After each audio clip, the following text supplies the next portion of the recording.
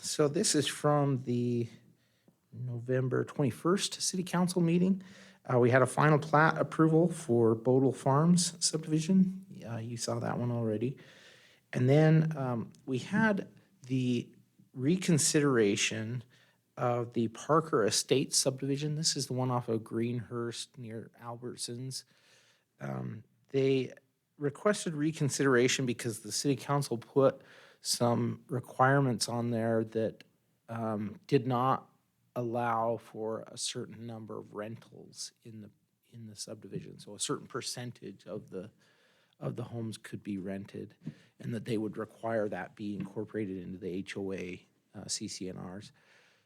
That was challenged legally. Our attorney said that's probably not a good idea, and so they reversed course and approved it without that condition on there.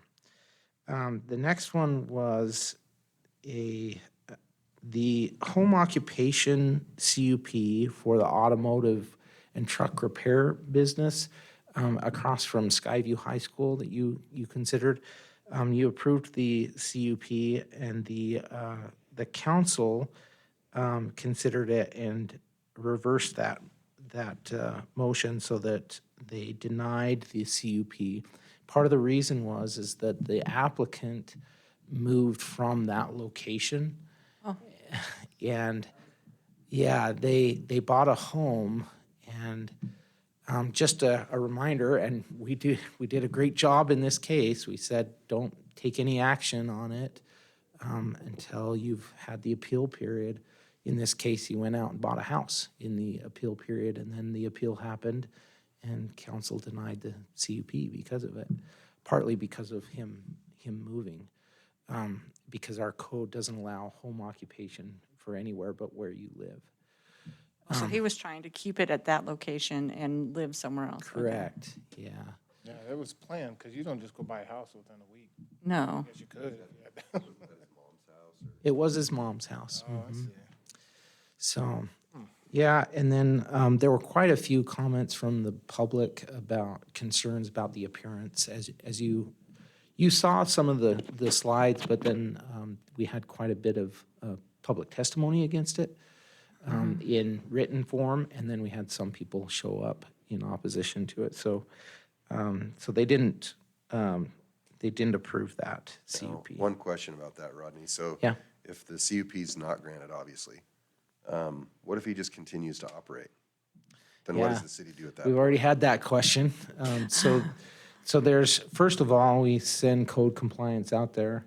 That's what their job is, to notify them, to cite them. If they still don't act, we don't have a fee or anything associated with a land use that's inappropriate. And so what we have to do is go through a legal suit against them. So hopefully that doesn't happen. Hopefully they just comply. But I understand they were operating a business already. There were some things on the website, on Facebook and everything about their business running. So we found that out as well. They just didn't know, I guess, to come in and get that CUP. So, all right, so the next one is a variance, a 20-foot setback variance. This is just for your information. Karcher Road is being expanded by ITD. And so what that's doing is it's making it difficult for any of these businesses that are already existing to expand their structure, to have the parking in place where it currently is. So what's happening is we're going to get another one of these, and maybe some more. They're just coming in for a variance of that setback from the right-of-way. The next one is a variance for a sign that it's off of Fargo Avenue, and they wanted to go, I think they wanted 90 feet, or 85 feet, 85 feet high, and a little bit larger sign. Council approved it, but with the condition that it go down to 70 feet, which is consistent with other variances they've approved. in the recent past. And then they directed staff to come back with some code changes to allow for larger and higher signs near the freeway. So we're trying to come up with that language right now we're not really sure the distance yet from the freeway, but we're working on that language right now. So you'll see that in a code change in the future. And then the last one is the Clear Creek subdivision, and this was off of Middleton Road. And this one had quite a bit of mixed use for this project. There was some townhomes and some apartments, fourplexes, and then some single-family homes. There was quite a bit of diversity in this development. And you recommended it, City Council, they denied it, and the applicant has requested that it be reconsidered. So, and this is probably good training for all of us. Some of the decorum that was happening by the audience in the meeting.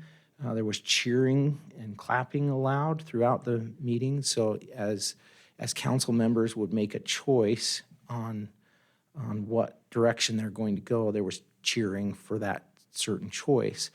So the argument against this and the argument for reconsideration is that they're intimidated. They're intimidating the council members through their cheering and clapping for a certain direction. This should be a discussion between you, not between you and the public at all. And so that was the argument. We will see what happens on December 5th. That will go before City Council. But there was quite a few things that happened in that meeting, was pretty lively. And so we just need to remember that we need to keep it as calm as possible, but also just as professional as can be. And I think we do a great job in this group. So those are all the items. Okay, no staff communication. Nope. All right, thank you. Make a motion that we approve the consent agenda in the minutes. Second. Okay, it's been moved and seconded to approve the consent agenda. All those in favor? Aye. Any opposed? Okay, consent agenda is approved. Okay, and we are at 6:05, so we can go ahead and start public hearings. We have, the first item is a subdivision short plat approval for Broadstone Townhome subdivision. Do we have the applicant? Come on up.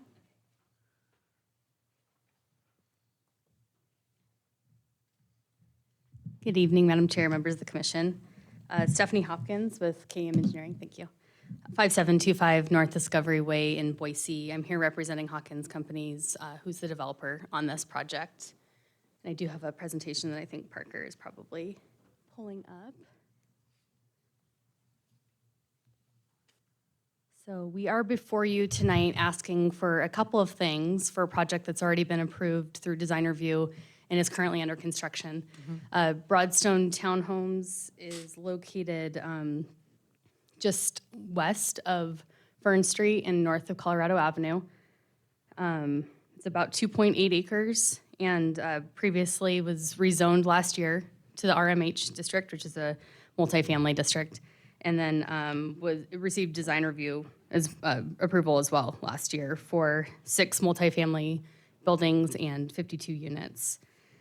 So we're requesting tonight a short plat for 5 building lots and 2 waiver requests related to the subdivision ordinance. So one is for landscape buffer requirement, and the other is for building setback requirement. And that is in relation to the way that the lot lines are drawn, which is kind of around the buildings, the way that they were configured with the approved plans. For some reason, it's not letting me.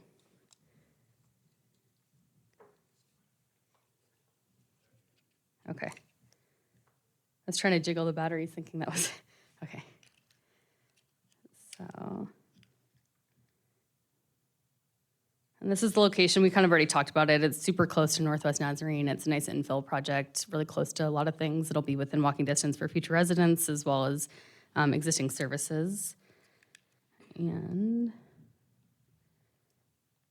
this is the approved landscape plan. It shows about 20 feet of landscaping along Colorado Avenue, which is in accordance with the multifamily ordinance. So it's kind of interesting. I didn't realize this before starting this project, but the subdivision ordinance and the multifamily ordinance in Nampa's code doesn't really talk to one another. There's a little bit of a difference on what's required for subdivisions compared to multifamily developments. So this came through and met all of the ordinance requirements. We didn't ask for any waivers or variances.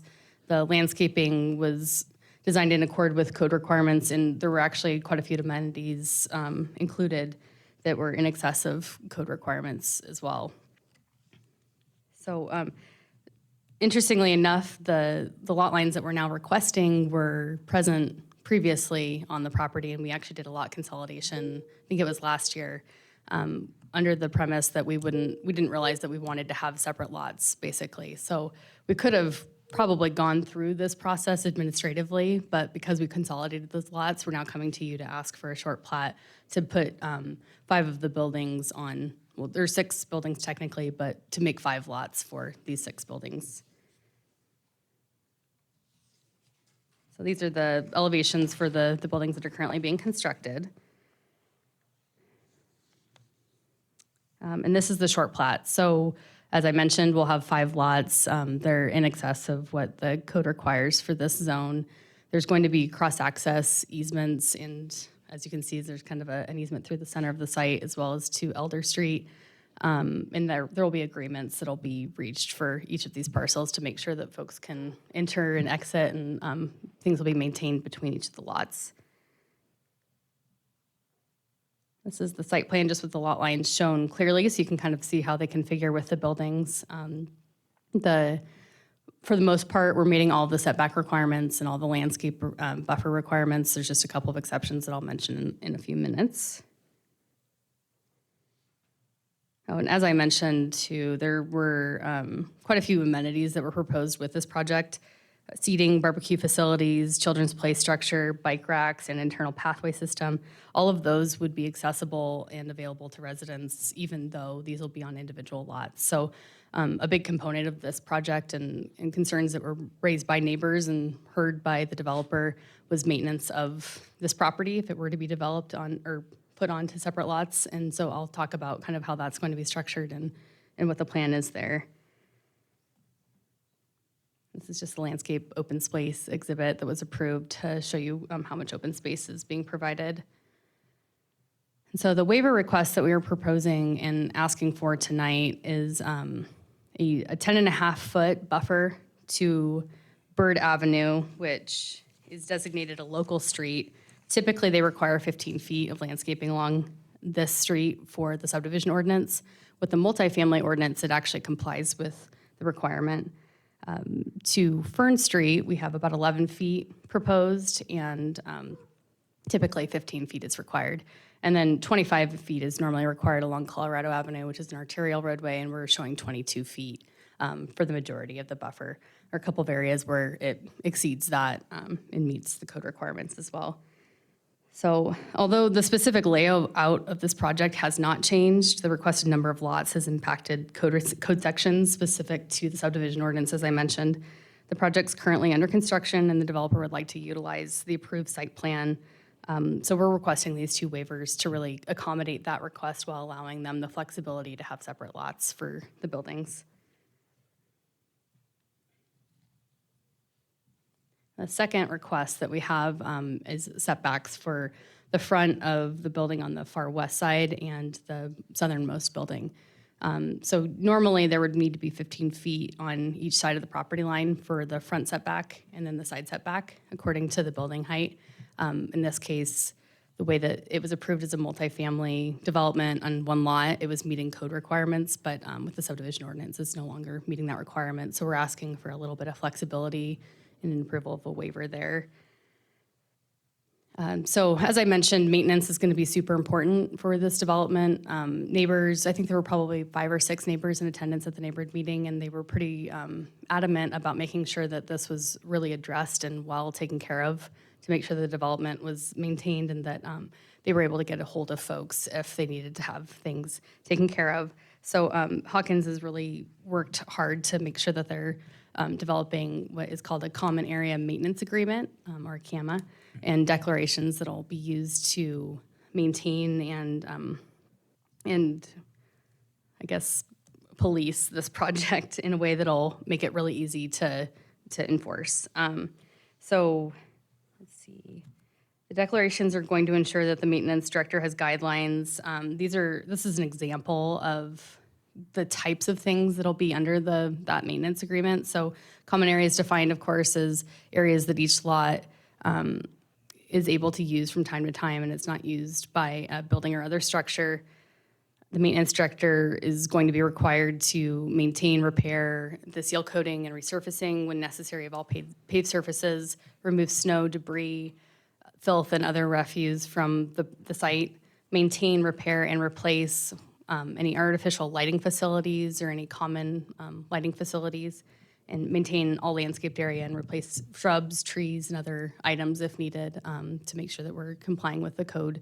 And then maintain, repair, and replace, when necessary, the automatic sprinkler system. So this is just an example of the types of things that would be included in that agreement. They would obviously add more things and make sure that it was covering all the specifics of this project, especially if you all felt that it was necessary to add something to cover the neighbors' concerns.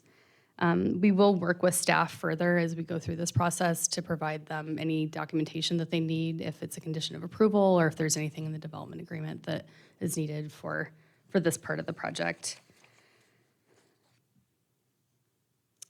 So yeah, I think this is obviously a project that's going to provide a needed resource for this part of town. It'll provide housing. It's already under construction, so you've all had the chance to review the plans and all the elevations, and I think, aside from the fact that we're asking for a couple of waivers, this is really not going to impact the way that this project functions, outside of needing a couple more agreements to make sure that maintenance is taken care of in the way that Hawkins wants as well as the city wants. So I do have a person from the development team here tonight too, and he might be able to answer any questions about the CAMA or project specifics that I might not know the answer to, but I'm happy to stand for questions.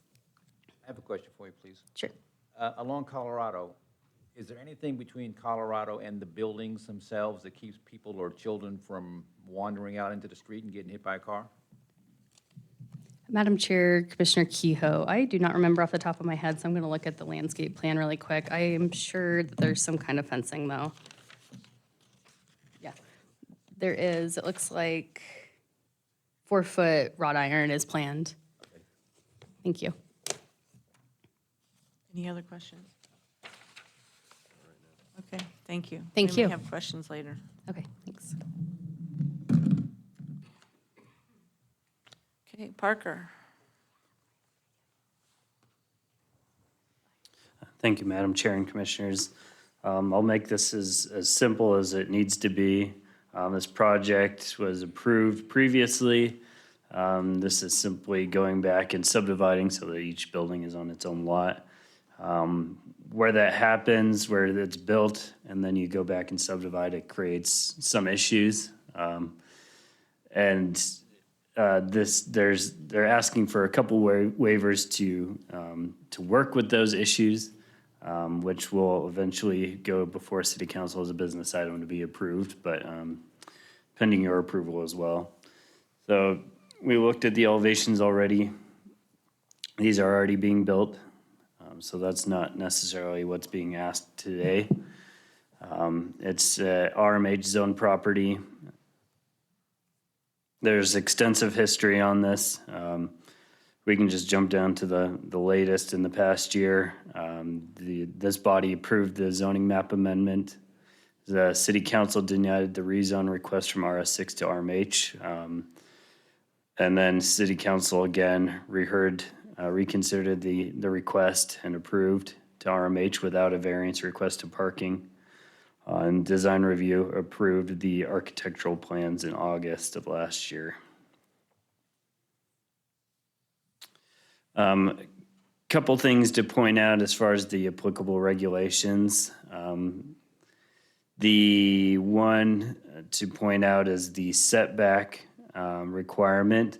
You can see it's in bold there. For every 10 feet in height over which a structure exceeds 30 feet, the structure shall be set back an additional 5 feet from the side lot lines. So the standard is 8 feet, and then every foot, in excess of 30 feet is an additional 5 feet.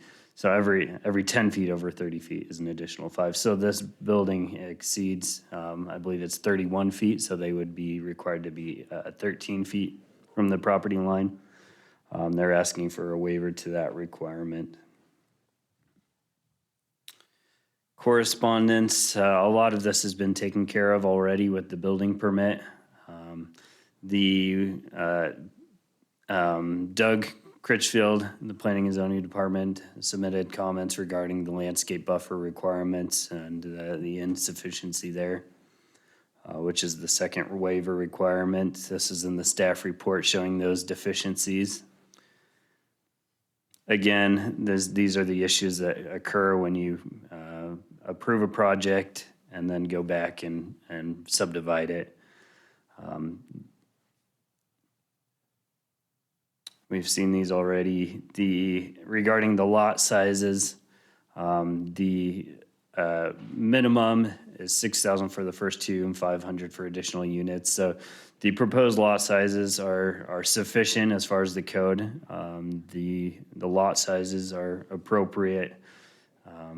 Lot widths are appropriate as well, and the qualified open space required. The short plats are exempt from that. Qualified open space. They provide sufficient open space for the multifamily requirement, which has already been approved. And the parking was approved under our previous code requirement, which was 2 per dwelling unit. So that requirement is met. And density is 42.98, which is within range for the RMH zoning. The staff finds that the plat is compliant in regards to lot size. The 2 waivers would be what would be considered, what is being asked to be waived is the setbacks and the landscaping. The amenities provided, I'm not sure we necessarily need to get into it, but the barbecue area, children's play facility, play structure, bike racks, and internal pathway system. Again, the requirement for the setback is 13 feet. They provide 10.5 from one side and 11.3 from the other side. The conditions of approval are in the staff report. There is a potential motion for you, and I'll stand for any questions. Any questions for Parker? Okay, we'll go to public hearing. Do we have a sign-up sheet? Daniel, pretty please.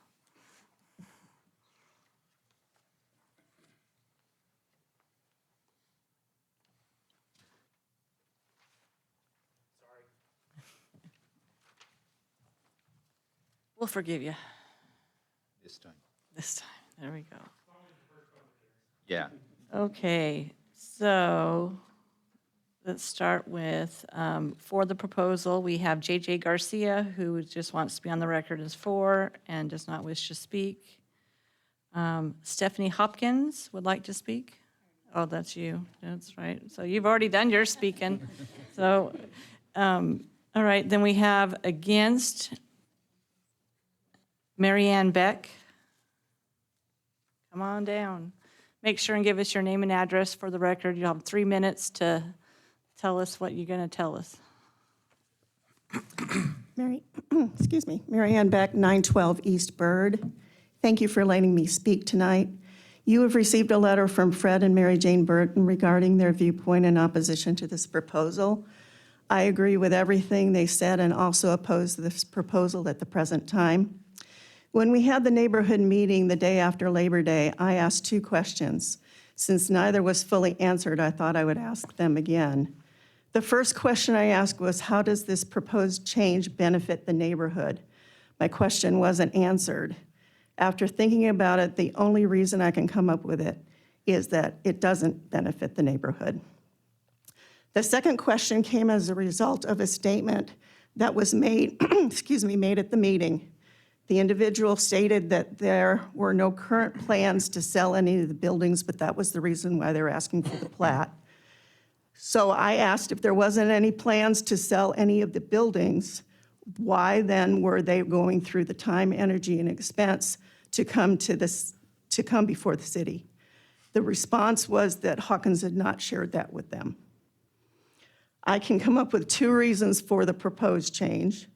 There is a plan in works, but Hawkins, the owners, and KM Engineering don't want the city or the neighborhood to know what those plans are and who may want to buy the buildings.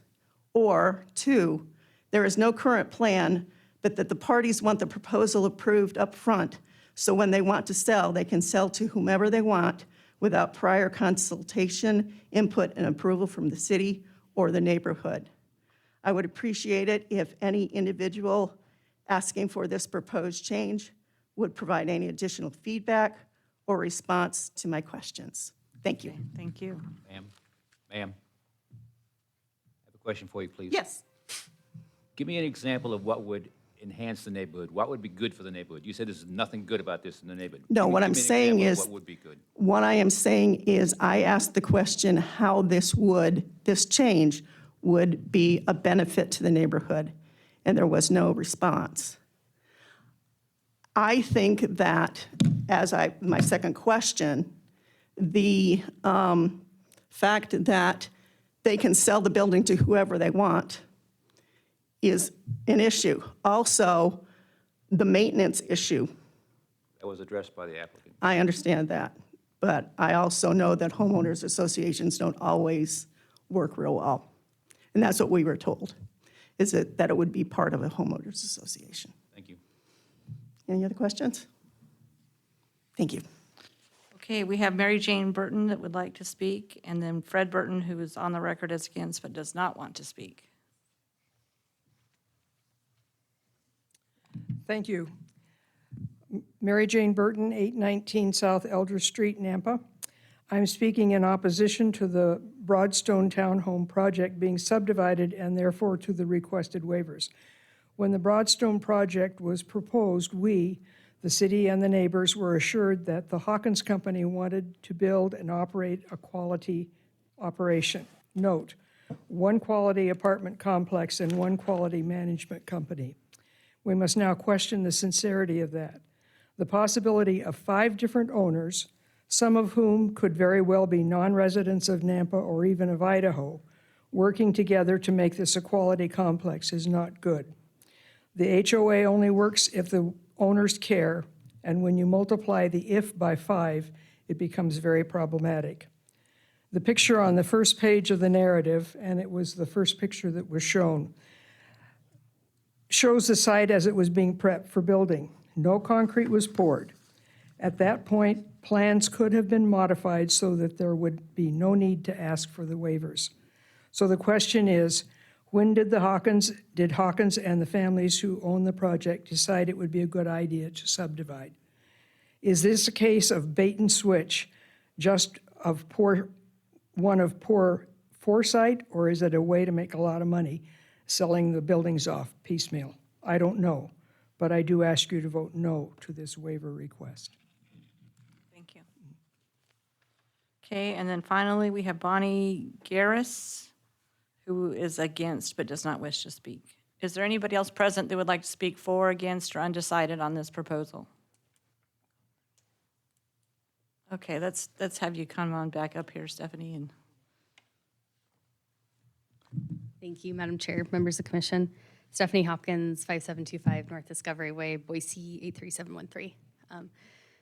Appreciate the neighbors' feedback, and I remember meeting Mary Ann. I don't think I had the chance to meet Mary Jane at the meeting, And I apologize if I wasn't informative enough with some of my answers. Sometimes we don't have all the answers when we're at those types of meetings because it's kind of in the first stages of things. But let's see, I think, so the decision to subdivide was a little bit late in the game in relation to Mary Jane's comment. It was, as I mentioned, an oversight on our part. It was, this property was actually initially already subdivided. I think it had about 5 lots, which would have met Hawkins' intentions now at the time. So we could have really kind of adjusted those lines to accommodate the buildings administratively, and we wouldn't be before you tonight asking for waivers in a short plat. So that, it was not their intention to bait and switch or provide something and then come back later and ask for forgiveness. This is really just kind of to clean things up and to make sure it's going to meet their intentions with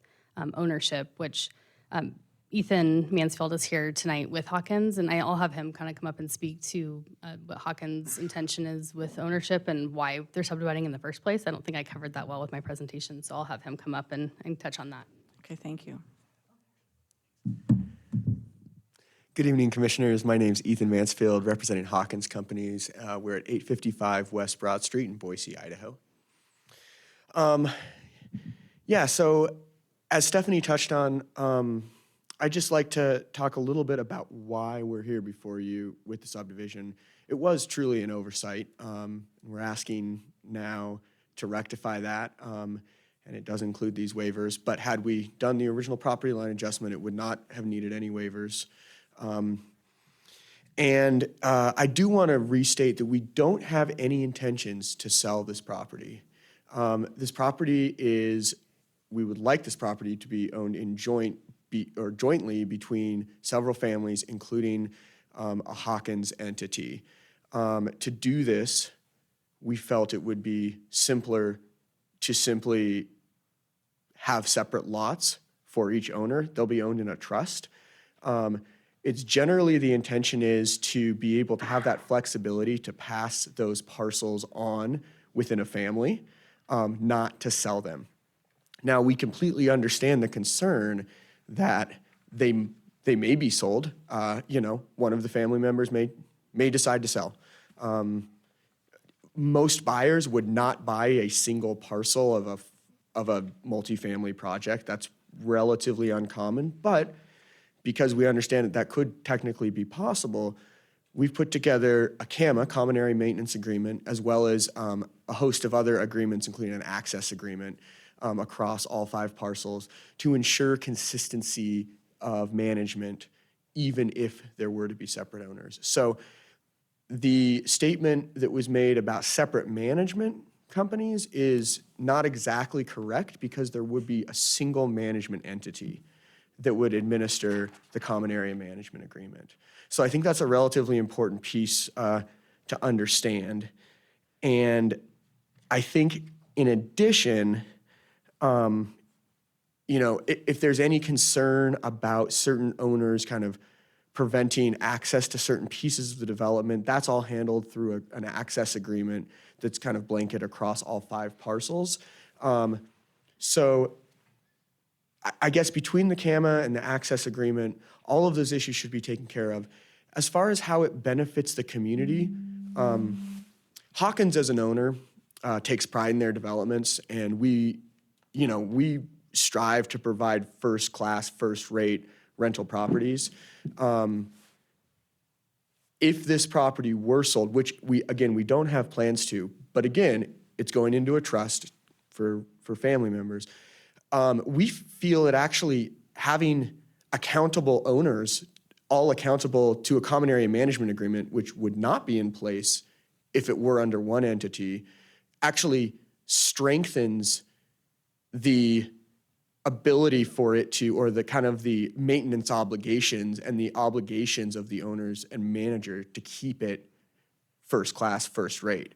Because, for example, if the property were to fall under disrepair under one owner, right, it would be a code compliance call to the city from a neighbor.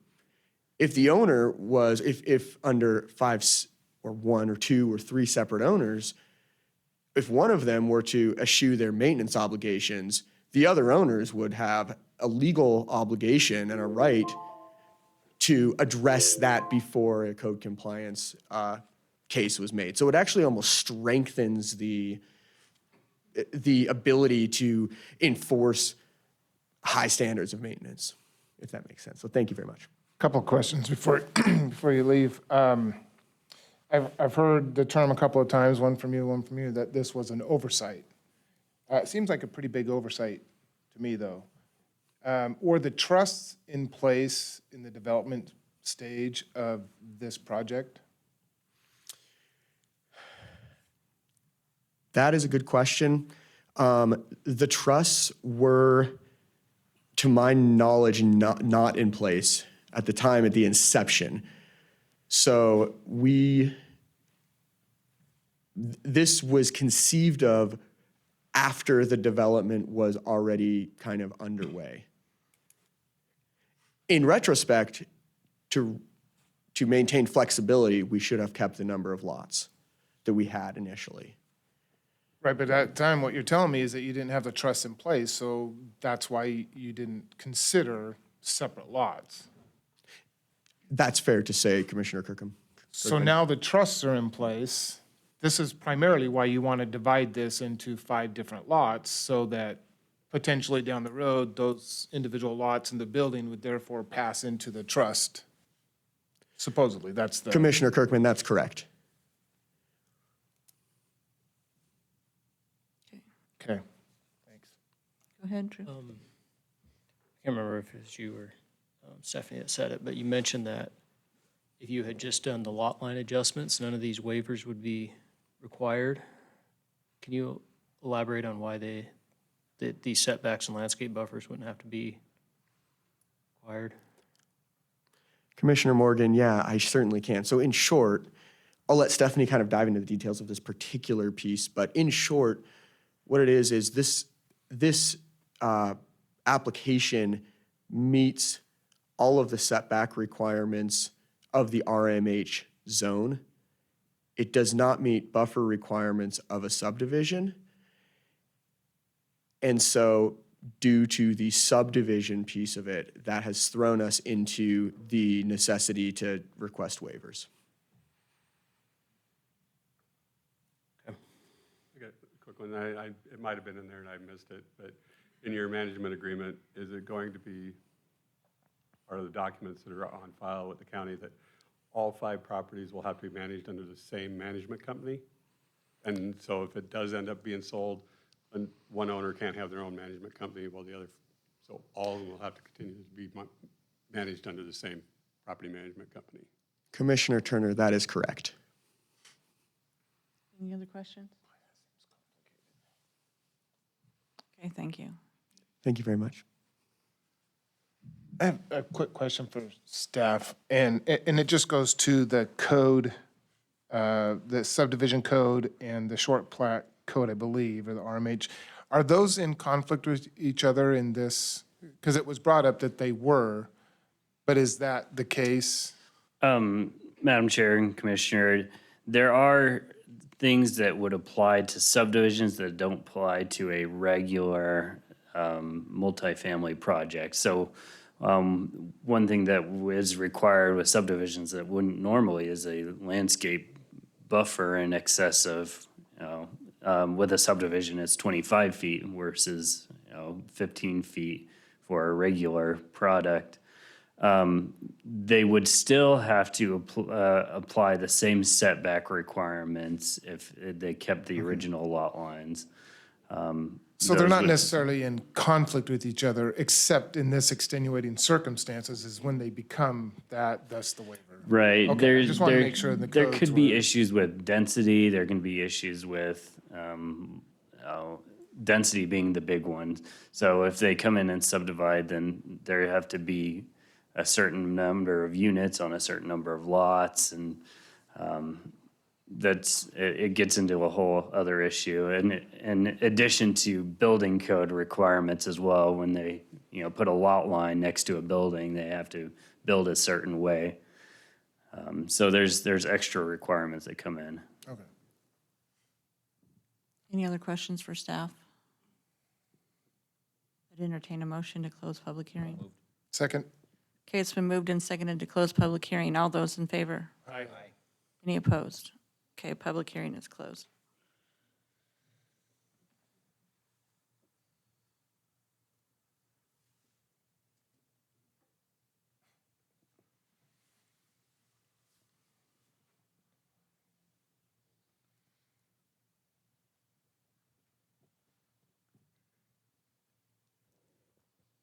I'll start. No one else will, but I'll appreciate everybody else's thoughts. I believe that the applicant is sincere, that this was an oversight, and they want to fix it and clean it up. I'm concerned about the precedent that that sets. That, I don't, that speaks for itself. The precedent that it might set to be able to modify things after the approval. And I'll chime in. I kind of agree with you. As far as precedent, though, I mean, you guys know how we look at things. It's a case-by-case basis. Yeah. Everything is. And honestly, as far as aesthetics and everything else, it's not going to change anything. And I like the agreement. I think we should include that as part of our motion if we so move that way. But I just don't think that anybody's going to really notice any difference, one lot or five, visually or any way else. Yeah, I agree with Commissioner Miller. I mean, who's gonna go out there with a tape measure and measure the 5-foot difference in the variance? But I don't necessarily agree with the oversight part. And that's kind of what's bothering me, is that this was a big project to begin with, and that's a big oversight to not have, and not faulting anybody for that. And it, you know, could have been. We don't know what the future is always gonna be when you start a project, and so I get that. Man, that really is a big oversight. I agree with, I'm gonna vote yes to move this, to approve this, or recommend approval. Is that what we're, no, it's a short plat, so to approve it, because again, the variance isn't that big of a deal for me. It's how it was brought about. And to the young lady who testified that this kind of feels like a bait and switch, that's exactly what I was feeling. And that bothers me, because you get a project this far along down the road, and then they come back, you know, so the developer comes back and wants to change it for. Well, and I think the thing that makes me feel better about it is it's a family deal. And you guys know what happens. Well, in the families. trust, It could have yeah. been I mean, it could have honestly been something as simple as a discussion at 4th of July dinner. And Dad finally says, you know what? I gotta change something here because I can see what's gonna happen. If I don't do something like this, there's gonna be knockdown, drag-out fights, and I don't want that. So, And so the trust, and that's Trust. where I can understand them having to come back and do this with the trust and how those things work down the road with families. And when somebody dies, it saves a lot of fighting.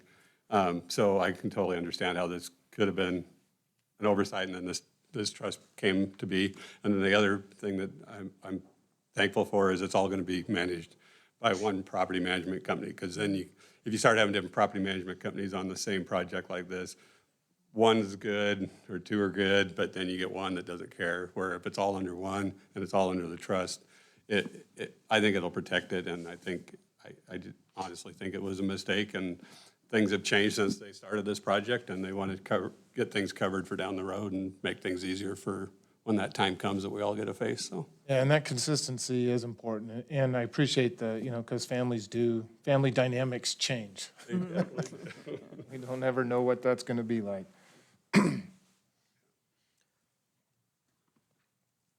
Is there a good reason that our requirements for subdivisions are different than they are for multifamily? Guy over there with the glasses.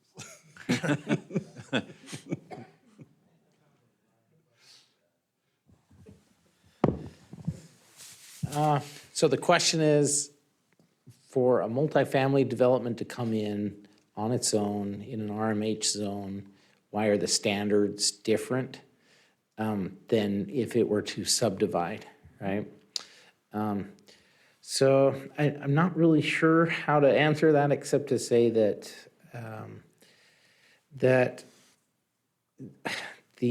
when you go into RMH zone and you don't subdivide, there's essentially you're proposing it as one development. Right. it's cohesive, right? It has connections in ways that maybe you couldn't have in a subdivision with different property owners and everything. So a subdivision isn't necessary in that situation. When a subdivision happens, we have the ability to get open space where sometimes we haven't been able to do that on an RMH zone just all by itself, except for the multifamily requirement of 5%. So we could incorporate some of those same standards into every single zone. It just makes it easier to do in a subdivision process because then you're dividing out the land and you're designating it for specific purposes. But you could have some similar requirements. The thing is, though, in this situation, the setbacks are not different. They're the same. If they were to have kept those property lines, it would have been 15 feet for the living space from the property line. So the subdivision doesn't change that. But if it were just a single property, no subdivision, no property lines internal, they could have been closer to each other. But then that's because it's going to be one property owner, cohesive. Well, it makes sense to me that you would have more setbacks on parcels that aren't the same. Like, Yeah. if it's all one lot that you could build closer, it makes sense to me that you'd want more separation there if they're separate lots. And that sometimes comes down to building standards as well, just safety standards. You don't want to be too close to another property line and have damage done to the other property across that property line. But it also comes down to if it's an imposing building and it's really close to the property line, the use of the property next to it is impacted. And so that's why those standards need to be different, because it's different property owners. We're just talking about perimeter setbacks, aren't we? No, internal. Well, yeah, no, that was one of the questions that I had when they came up and said they wanted the waiver for the two buildings down there at that, southwest corner, those two buildings. And I went back to look at the code because I was worried about the fire separation distance between those two buildings. It's gonna be fine, once I looked at it, but that is a concern that was not there. If that property line wasn't there, it would be no Correct. issue. But now that property line does exist, then it becomes a problem, or a potential problem. It's not now, but anyway, so yeah, there's a difference. Yeah, so when I said that there's no difference between them, I was speaking about those internal property lines, not the perimeter. Right. And I think maybe it'd be a little bit different if they hadn't started building yet and each one of the 5 lots was sold and somebody wanted to build a 2-story here and a 3-story here and a single story here, and then it changes, but we already know what all the buildings are gonna look like. They're all gonna be built the same, out of basically the same material, and like I said, I really don't think anybody's gonna know that there's 5 lots there. I really don't. It's just more of a legal, like you said, trust thing to cover all bases later, and I feel good about it with the management company too. I think that's key. One of the things that I looked at was who is building this. Hawkins Company, if it's the same one that I'm aware of, has been around for a long time. And it doesn't have a bad reputation. You don't hear all the time that they try and snuck one by, which some companies do. Till now. No. Got to start somewhere. I didn't say that. He did. He did. But I feel more comfortable knowing the company that's doing this than I would a lot of other companies. Yeah. And that gives me a feeling that they did really just, somebody screwed up and they fixed it. The main thing is they fixed it. And that's important too. So I feel comfortable with this. Well, with that, I'll make a motion to approve the subdivision short plat for Broadstone Townhome subdivision at 902 South Fern Street in the RMH zoning district for Hawkins Companies LLC representing Kennedy Family Ventures LLC with the recommended conditions and adopt the potential findings in the staff report. And do you want to include that CAMA? The CAMA. Is that part of the staff report or? Madam Chair, that was not added, if you would like to add that. Yeah, we do. I do want to add, make sure we add that CAMA maintenance agreement. Second. Okay, it's been moved and seconded to approve. All those in favor? Aye. Any opposed? Okay. Thank you very much. Okay, action item number 2, annexation and zoning to RS 8.5 for 2909 East Victory Road. Do we have the applicant here? Come on down.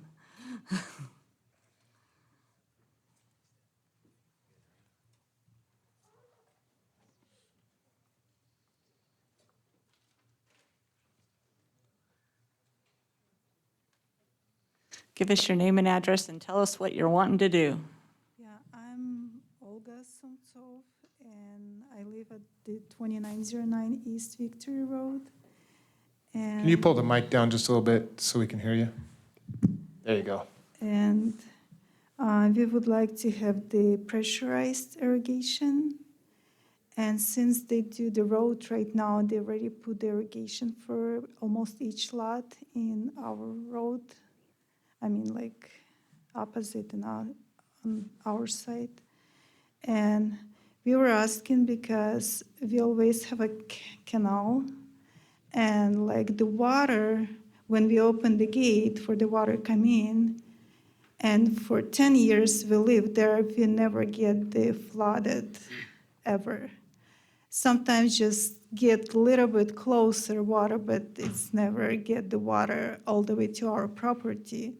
And for those 10 years, we always pay the taxes, but we never get the water, or never.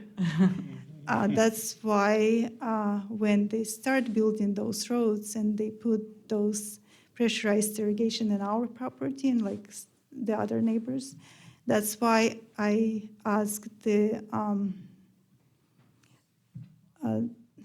who come over and they'd ask if they're gonna work in our property, put the pressurized. And that's when I asked if it's okay if we can have the pressurized also, since we never get the water and we kind of want the water, our land. Okay. All right, well, we'll hear from staff, and if we have any questions, we'll call you back up. Okay, thank you. When it's time for public hearing. The answer is yes, but in a few minutes. Okay, Rodney. Madam Chair and Commissioners, pretty straightforward project here. Wanting annexation to zoning of RS 8.5 for pressurized irrigation, and this is at 2909 East Victory Road.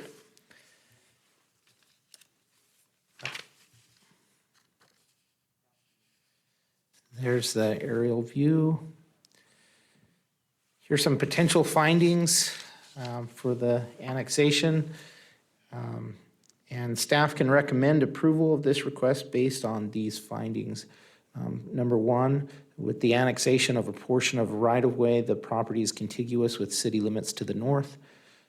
On letter B, the proposed RS 8.5 zoning district is consistent with the comprehensive plan future land use map designation of medium-density residential.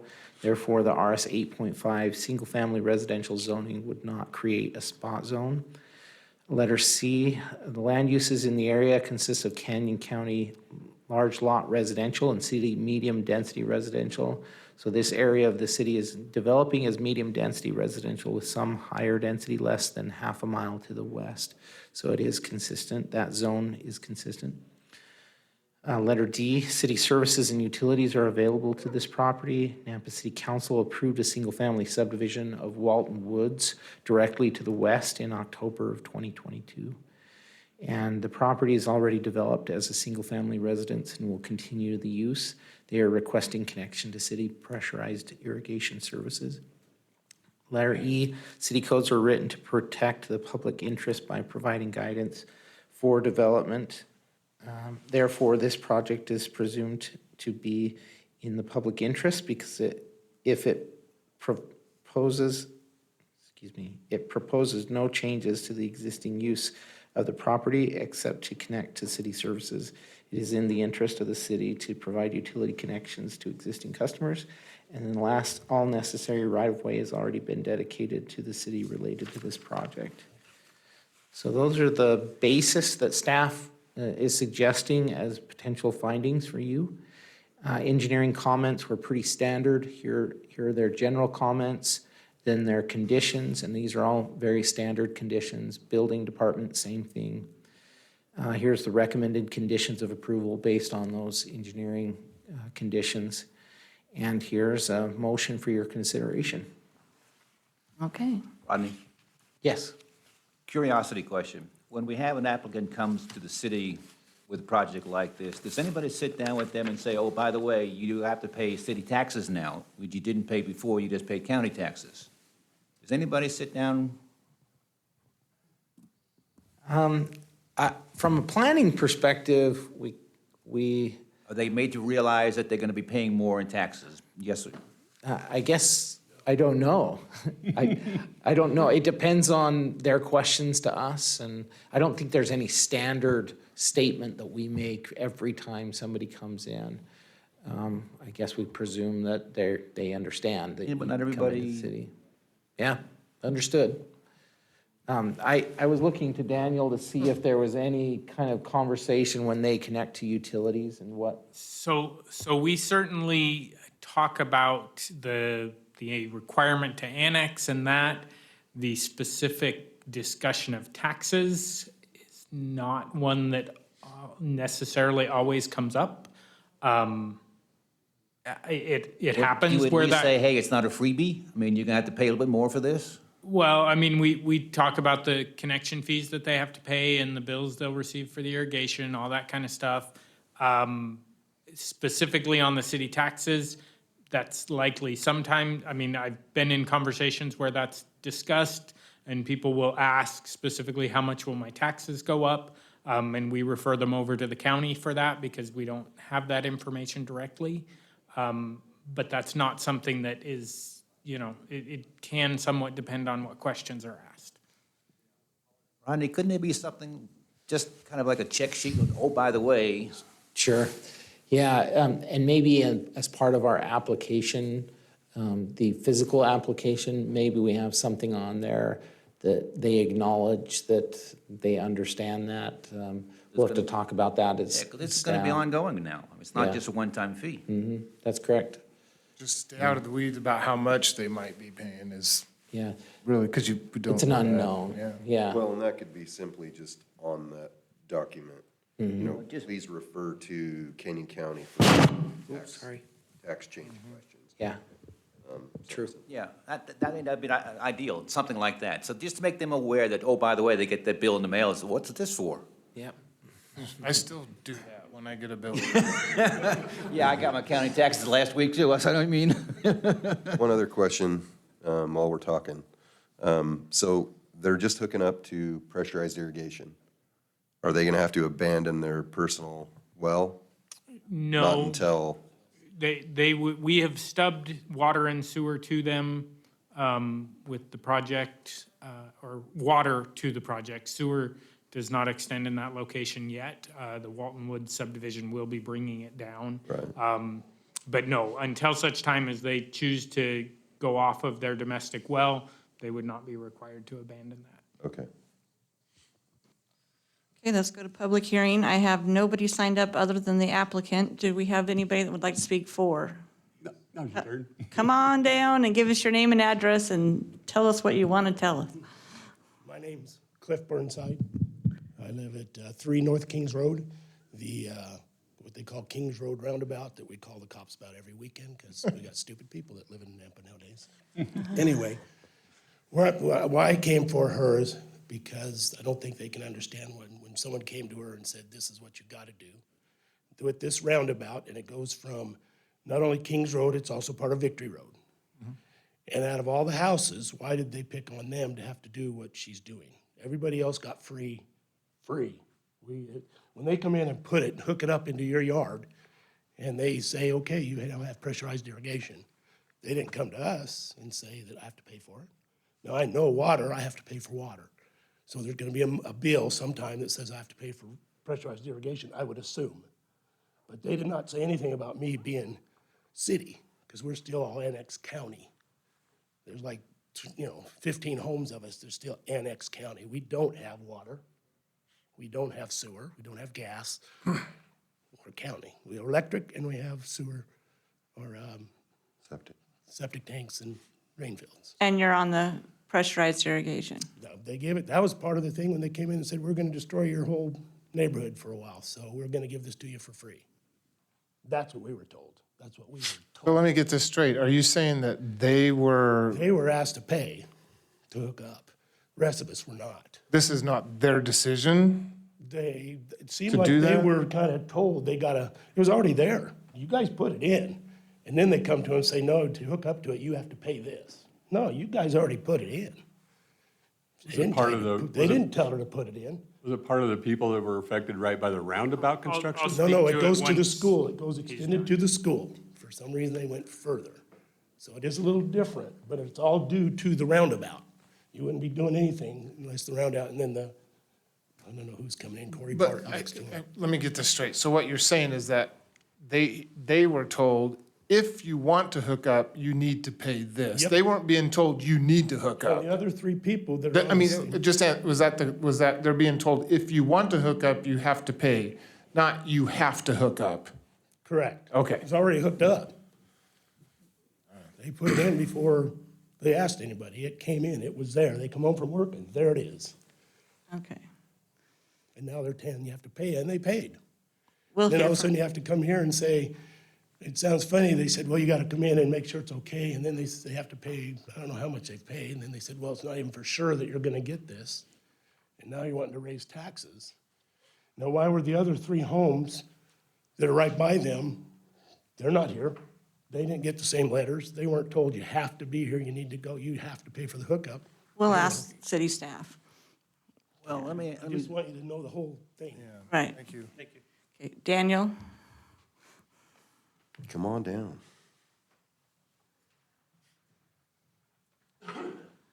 So, Madam Chair, Commissioners, the city is stubbing utilities to each property with the roundabout construction so that the roads don't have to be cut when and if people choose to connect. Just because we have stubbed a service to the property does not give them the right to utilize that until fees are paid and annexation has happened. So just by virtue of there being a stub on that property, unless there was something negotiated in a right-of-way negotiation, it would not allow them to utilize that service until they had paid the applicable connection fees and annexed into the city or signed an annexation agreement if annexation was not, if they were not contiguous. And so I was trying to pull up the right-of-way negotiations, but it won't let me sign into my computer in my office to see And what you're that. saying makes sense. It's there, but you can't use it until you pay for it. Correct. So what's this about some people getting free hookups? That's the only time that would happen, and they would not be free hookups. What would happen is if we were negotiating right-of-way purchase, and as part of that negotiation, a service was negotiated to be done, the project pays those fees in lieu of the property owner paying those fees. And so I unfortunately can't get into my computer to verify if there were properties on that project that had that negotiated or not. But that's all part of the right-of-way negotiations, not something just independent just because the project is there. They do get the service lateral install, but not the right to use that until such time as those fees are paid. The applicant mentioned something about having a hard time getting water to her lot for years and That, years. that would be the flood irrigation system. Right. And so that's not something the city has control over, and is often difficulties between the point of delivery from the irrigation district through other private properties and private ditches, not something the city Sure, controls. I understand that's the irrigation district, but, okay. So any reimbursement's gonna have to go to the district, right? So there would be no reimbursement. But it would still be with the district, not the city, Well, so as far as that particular issue is concerned. you are paying for the right to the water right, not for actual water. And so in order for the city to serve it pressurized irrigation, you have to have an underlying surface water right. So maintaining that and paying for that over the years is the smart thing to do, whether you actually get the water or not. It can negatively impact your property values if you give up your water rights. There's a lot of people that pay for their water rights that I don't know, have water. it sounds so not right, If you don't pay it for so long, then they can come take your property. all right. Yeah. Daniel, what's the pressurized irrigation service? It's just a stub to their property. They still have to do the physical work to put in the access valves and all that stuff to So get it right? we stub that service lateral there, so that we don't have to dig the road up. It's there, but that does not give the property owner the right to use it until the fees are paid and an annexation is done. Right, and so they go through this process, then they'll have access to go ahead and access that and plumb it into their property from the. So it's already plumbed into the property. Okay. There's a service lateral there already. That includes the shut-off valve, okay. the everything there. It's just typically what we would do, if on a project like this, we would close the valve. Typically we don't. If we are made aware of someone utilizing it without having gone through the proper process, we'll work with them on that. If it becomes a problem, typically we'll fill in the valves so they can't operate it, kind of deal. So I know you can't access the right-of-way contracts and stuff, and with him being right on the corner, do you think there's any way that they could have negotiated that in without being annexed into the city, that they would allow it? No, the city code is very specific about if you are connecting to a city utility, you have to annex into the city limits. The only time that doesn't happen is if we have a line out there and your property is not contiguous to the city, and so therefore we can not legally annex you to. We will allow for a connection at that point, but at that point, the property owner has to sign an agreement that at such time as they become contiguous, they consent to the annexation. And similar to when the church out at Orchard and Middleton, they had to sign those agreements. Once the subdivision to the north of them annexed, they became contiguous, and so we exercised that annexation agreement there. So even if people were getting a free hookup potentially from the right-of-way agreement, in order to access that, they would have to annex as well? Typically, yes. There have been some situations where there have been financial considerations that made it in the best interest of the city to allow it to remain in the county for X number of years or until the property sales, something of that nature. But those are few and far between where there's something that those are typically would be in a situation where we have, X amount of dollars that we would have to spend putting in new flood irrigation systems versus allowing a connection to the irrigation system on the domestic or on our irrigation system where there's financial considerations that make it in the best interest of the city. And again, those are negotiated in those right-of-way negotiations. And on these, to kind of change topics, help make sure I remember improvements they have to make in the right of way? Is she gonna have to put in sidewalk and? That is all actually, it's already in the Oh, okay. project, that's all being built with the project. And we should hopefully be paving the last leg of that Thursday. So that's not more cost that she's No, gonna have to? no, there's no, that's all being done with the project and will be completed there. So they're getting what they want, and they're not getting anything that nobody else got. No, they are not. Okay, it's fair. Thank you. Thanks, Daniel. Okay, is there anybody else that would like to speak for, against, or undecided?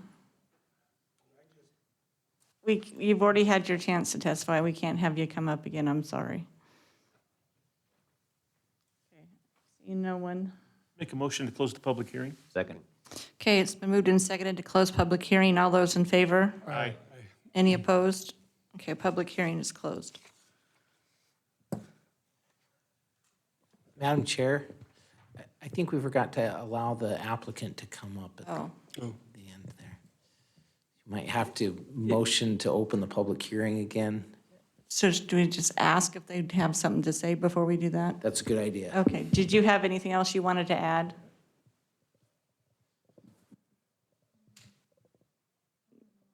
Okay, Make a motion that we reopen public hearing.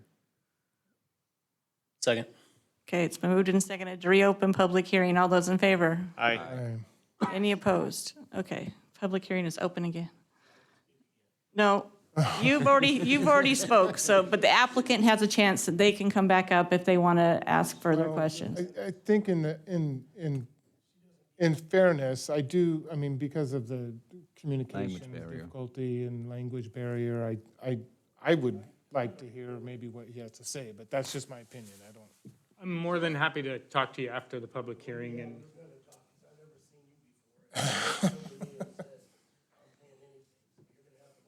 Well, I mean, maybe that's the best way to do that then, is just have a conversation with staff. Rodney? Hold on just a sec, okay? Madam Chair, I would just encourage you, if you do have somebody to come up, that they need to represent the applicant, not another perspective. Yeah, and that's what I was thinking. If he has something to say But how do you that know the that? applicant, but again, yeah, we don't, but that's just me. I don't want to, I mean, public hearing is open again, so. But it sounds like maybe the conversation is best had with city staff Yeah. for clarification. Yeah, because I think you've got two issues. You have the issue of the applicant, and then you have the issue that's been stated by the gentleman here that, about the other people that are involved, and that's not under consideration with this application, so. Right. Olga, did you have anything you wanted to come up and say? You need to come up to the microphone. And Madam Chair, there was a question about whether she had been told about the cost increases for property value or property taxes. No. So you weren't aware that you'd be paying city property taxes when you annex into the city? Yeah, I would like to know how much, but yeah, and we still kind of want the pressurized irrigation too. Okay, so the county, you'd have to talk to the Canyon County, and they could tell you what the difference is going to be annexing in. Oh, I have to pay annex again? No. When you become part of the city of Napa, your taxes are going to go up some compared to the county taxes because you'll be receiving city services besides pressurized irrigation, fire, and city police and that. So your taxes will go up. Because You I'm have, gon- these guys don't know what the tax rate is, so you'll have to call the county to find out, give them your address. They can figure out the tax code and they can give you what that dollar amount's going to be. It's the same, like where I pay my, like, taxes for the irrigation? That's the same people? No, the irrigation taxes, that's a separate bill. Yeah, that's what we usually do once a year. Right. Correct. And that will That's the remain. one. But you're, And- go I'm ahead. sorry. No, it's okay. It's like the city we are not going to be considered to the county anymore. We're going to be considered to the city. Correct. Do we still have to pay county taxes also for the irrigation and also the city taxes irrigation? Or it's going to be just the one? So you will receive the property taxes will still come from Canyon County. The irrigation tax will come from the city of Nampa rather than Nampa Meridian Irrigation District. So you will still only receive one property tax bill and one irrigation tax bill. There will be an increase to those because of the city services and being within the city, but you will still receive only the two bills. The one likely through your mortgage, if you have one, and the other would come from the city of Nampa rather than the Nampa Meridian Irrigation District. Do you know by any chance how much it will be, or? I don't know that off the top of my head. Every household is different amount. Olga, do you own your house outright or you pay a monthly mortgage? Mortgage. Okay, so your mortgage company will adjust that with the new taxes. So they'll take it into effect and pay it, but your monthly mortgage payment will go up once they find out what those taxes are going to be. And then the mortgage company will pay your taxes. But your bill is going to go up because of those taxes once they figure out what that new tax rate's going to be. But we usually pay once a year for the property. Oh, it's not escrowed then. Oh, you're not, okay, well then you're going to have the bill, so it won't be going through your escrows, so. And they're gonna make up taxes for the property and also taxes more for their irrigation. That's how I understand. You're going to get a different bill for the irrigation. It's going to be City of Nampa versus Nampa Meridian Irrigation, so it's just going to swap. Yeah, and it's also gonna be more than what we paid right now. Correct, that's what Daniel said. But you'll get water for your acre and a half. Yes, that would be nice. Yeah. Any other questions? No, I think kind of understand, but I want to really understand, like, Okay. if it's approved or Well, denied. okay, and Daniel can talk to you guys after as well to clarify some things Okay, even more. thank you. All right, thank you, Olga. And just a reminder that it will need to go on to city council. Sure. So she just wanted to make sure she understood that. Yeah, so we'll make a recommendation, either approval or denial, and that goes to city council. And so if we say approve it and then goes to city council, it's up to them to vote yes or no on that as well. So you'll, Almost always vote yes. yeah, but with items like this, it's 99% they're going to say yes. Make a motion to close public hearing. Second. Okay, it's been moved and seconded to close public hearing. All those in favor? Aye. Any opposed? Okay, public hearing is closed. And I thought this was going to be easy. Me too. Well, I think there's two questions here. It's whether she really wants to do this and whether we should let her. I think the question is if she really wants to, we should let her. I don't have any Right. issue recommending Right, approval for and this. she's wanting, And, She wants the water. and if she needs to talk to staff to get more clarification on all the implications of the approval, then I think we should have her, that she should do that. And, I mean, I guess if we approve it, does it mean she has to move forward? No, and in fact, they're gonna have lots of opportunity to withdraw if they don't want to have this done. Even if city council approves it, there still has to be an ordinance that gets read and published, and they can withdraw at any time there too. Would you make sure they understand all this? Yep. I think if they have that understanding and they can make sure they know that they don't have to do this, I don't have any problem. If they want to do it, I don't think anybody here has a problem with it, so. It seemed like when she just spoke to us, she made it clear that she understands the implications and still wants it, so Yeah. Right. That was I feel yeah. comfortable with it. It's not like it's $1 million more. Well, Not quite. it's getting there. We'll take up a collection paid for. How about that? Okay. I guess I would move to recommend approval of the annexation and zoning to RS 8.5 zoning district for 2909 East Victory Road for Olga Sumtsov, with all findings and conditions listed in the staff report. Second. Okay, it's been moved and seconded to recommend approval to City Council. All those in favor? Aye. Any opposed? Okay, that will go on to City Council, so you'll get a chance to hopefully talk to staff in the meantime, and then you can ask more questions at City Council if you still need to ask questions. Okay, thank you. I learned a lot, though, in that one. Yeah. Thank you. Okay, action item number 3, a conditional use permit for a non-commercial kennel license for 4 dogs at 706 North Copper Tree Drive. Do we have the applicant? Yes. Hello. Hello, my name is Carl Watts. I live at 706 North Copper Tree Drive. Tell us about your dogs. I have 2 dogs that I'd originally had. Chubby is almost 15 years old. He's a mix of Corgi and Beagle. The other 2.5, 3 years old, Chance is a Red-Bone Coonhound. Okay. And the other one's a lab mix and kind of a wire-haired. The 2 girls that we got later, we actually didn't know that there was an ordinance for only 2 dogs.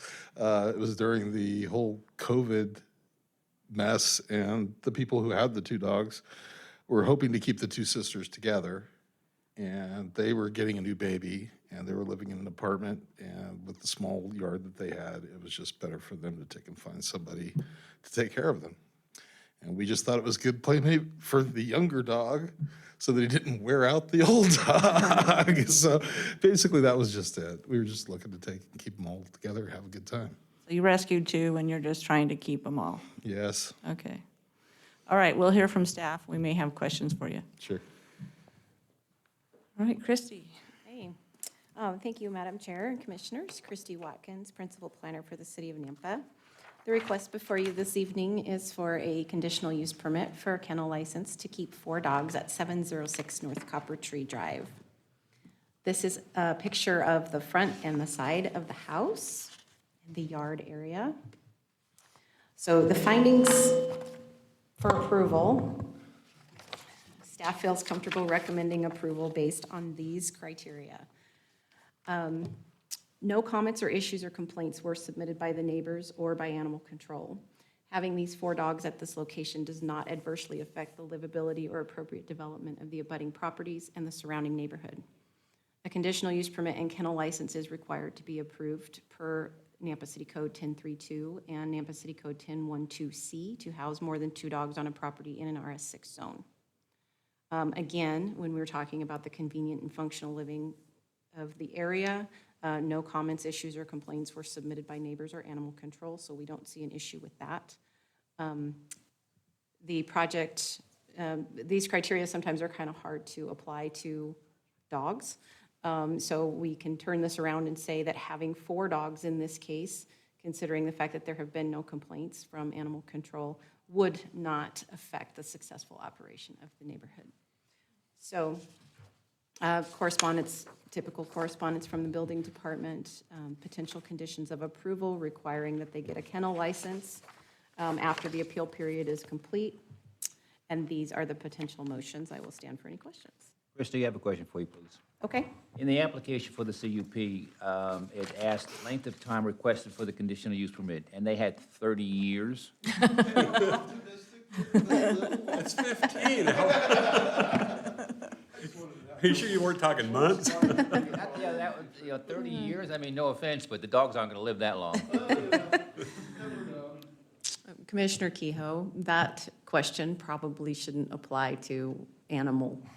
I was hoping maybe somebody at staff might have caught that, but apparently they did not. Unless you got a few turtles, maybe they would last 30 years. Well, you would need a CUP for turtles, so. Okay, that's good. Can somebody get me the sign-up sheet, Parker, maybe, since Daniel has abandoned us? Oh, look at, guests are now getting it and doing Daniel's job. He's gonna ask for a paycheck. A Napa jacket. Yes, an approval. I don't even have one. Brownie points. It's not gonna help your case any, by the way. Thank you.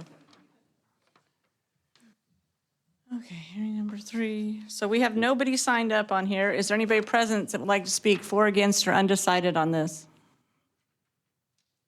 Okay. Make a motion to close public hearing. Second. It's been moved and seconded to close public hearing. All those in favor? Aye. Okay, public hearing is closed. If there's no discussion, I'll make a motion to approve the conditional use permit for a non-commercial kennel license for 4 dogs in a RS6 zoning district, 706 North Copper Tree Drive for Carl Watts, with findings for approval and conditions listed in the staff report. Second. Okay, it's been moved and seconded to approve the CUP. All those in favor? Aye. Any opposed? Okay, now I got to read you my spiel here. This conditional use permits approved by the Planning and Zoning Commission will become effective 15 calendar days from the date of this hearing unless an appeal has been filed with the Planning and Zoning Department with the appropriate fee. No action should be taken by the applicant on a CUP until the appeal period has concluded. The applicant must confirm with Planning and Zoning staff that there have been no appeals. All righty. Keep Thank you, up the Mr. good Watts. work on your pups. Send us a picture of them in 30 years. You never know, there's always medical advances. Yeah. That'd be funny. Okay, public hearing number 4, conditional use permit for non-commercial kennel license for 3346 South Wood River Avenue. Do we have the applicant here? Oh, online. Online. I'm on a team meeting. Unfortunately, I came down with COVID. I can't be present. Okay, go ahead and tell us what you're trying to do. We moved here about a year and a half ago into the city of Nampa to this property. Went through a property management. We had the dogs listed on our lease agreement. We didn't know about the city ordinance of not having more than 2 dogs. And then we had an incident with the animal control, and Officer Lincoln let us know about the ordinance, and we got on it. In the meantime, the old owners offered us the property for purchase. So we purchased the property, which delayed the application for the conditional use permit. And here we are. Okay, and you have 4 dogs and they're getting out, and we have some They got reports out of, one. Yes, they got out once. My kids were home. I have teenagers. It was a nice spring day, and my son's window was open upstairs. He removed his screen at one point, and 2 of the dogs got on the roof and got out. Yes. okay. And what breed are all the dogs? They are Lab and Pyrenees mix, All 4 of them? all 4 of them. Okay. All right, well, we'll hear from city staff, and we'll probably have some questions for you afterwards. Of course. Okay, Parker. Thank you, Madam Chair. There isn't too much to add into this. This is in a single-family area surrounded by single-family homes. The animal report comments, as well as the police incident report, are in the staff report. There's a picture of the outside of the home and an aerial view.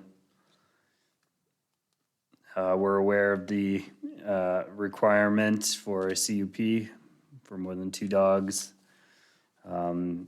Christie had just covered the conclusions of law for a conditional use permit, so I won't cover that again. I will cover the revocation process here.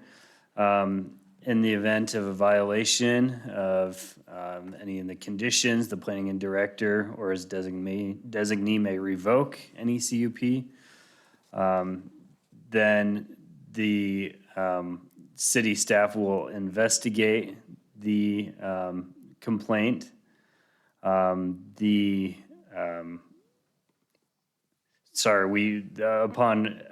complaint, city staff will go investigate, and at which time, if it's deemed credible, then the CUP will be revoked, and they can come in and reapply for a conditional use permit at that point. Again, comments from animal control were in the staff report.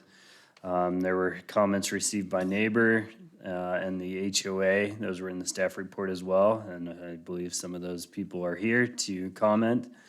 The staff analysis, there's not much for staff to add, other than commission would need to determine whether the proposed use would negatively impact the public, and add any mitigating conditions to it. Conditions of approval are in the staff report as well. We have potential findings for both approval and denial for you to adopt upon your approval or denial, and there's a potential motion for you. Now I'll stand for any questions. Parker, how many police reports have there been made against these dogs? Madam Chair and Commissioner, there was just the one incident that the police report is about. And then there's follow-up with animal control that they've come to the address and followed up with the owner. How many times did they do that? I'll save the trouble. I counted 9. Yeah. Trick question. That's not a trick question. I mean, I've been doing this for a long time, and when you have 9 violations, don't you think you ought to bring that to our attention? Madam Chair and Commissioner, I'm not sure if those are 9 violations or 9 visits to the property. 9 times they had to have contact with the applicant. Whether there was follow-up because they didn't do something the first time, or the second time, or the third time, it's contact with the applicant. 9 times, not counting one from 2 years ago, which make it 10. So your assumption is that all 9 of those visits were based on complaints from neighbors? There's variations. If you read them, they're all in here. I mean, there's pages of them. I've never seen so many. I'm just appalled, to be honest. Any other questions for staff? How do you like that one, Parker? No other questions for staff at this time? Okay, we'll go to public hearing. Okay, I have some people signed up against the proposal. Dave Runkle, come on down. Give us your name and address for the record, and you have 3 minutes to tell us all you're gonna tell us. All right. My name is Dave Runkle. I live at 4359 East Locksaw River Drive, about a half a block away from the applicant's residence. On March, I believe, 28th, while I was outside watering my lawn, I was approached by 2 dogs. I'm thinking, oh, puppies got out, okay, but they're big puppies. And one of them came up and bit me on the back, and then I moved my hand to get the dogs away, and they bit my hand, or it bit my hand. I got the hose and to get them off me, and then they ran off and they ran down to the park and attacked many other people at the park. I went inside. I said, told my wife I just got attacked by a dog. She's like, no way. And so we're looking for the dogs, went down to the park, and finally, it just was a bad day on everybody's part.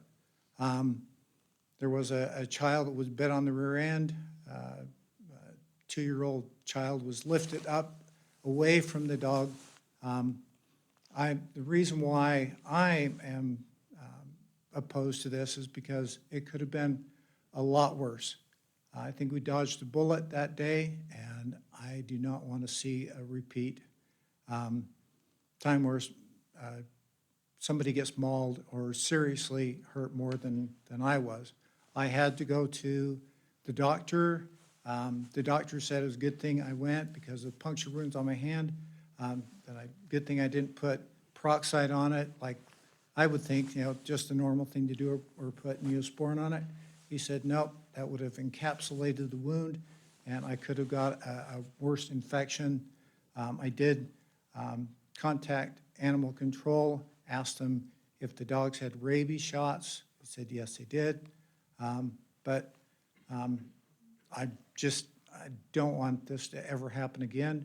So I just want to go on the record, and I'm one of many people that will probably tell you the same exact thing. Did you get your medical bills paid for? It was ordered for restitution to be paid through the court. I have not received any payment. Have you seen the dogs out since then? No, I haven't, but my neighbors have told me on their Ring cameras and other people that have just noticed that the gentleman walks his dogs like very, very late at night, like between midnight and 2 o'clock in the morning. So that's why we haven't seen the dogs out and about. Okay, thank you. Okay, we have Brad Terry.